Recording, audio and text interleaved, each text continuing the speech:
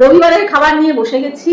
বানিয়েছি লতি, মাছ ফাছ দিয়ে নয়, প্লেন পাটি কচু আলু দিয়ে সর্ষে বাটা দিয়ে ইলিশ মাছের ঝোল। ঝোলটা আমার বর খাবে, বরের জন্য ডিম আছে। দেখো বরকে আমি কিন্তু ডিম দিচ্ছি, তোমরা ভেবো না বরকে আমি যত্ন নিচ্ছি না।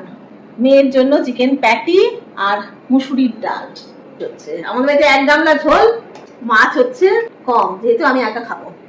আচ্ছা তোমাদের একটা সিক্রেট বলি, আমি যখন এখানে ছিলাম 2 বছর তো আমি এখানে ছিলাম, আমার বর তখন দিল্লিতে ছিল কর্মসূত্রে।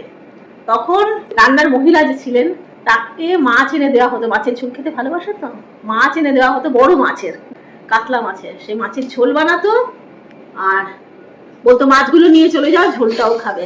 ও মহা পরমানন্দে মাছগুলো নিয়ে চলে যেত আর ওকে তো ঝোল। এমনি কোনো বাড়িতে দেখেছো?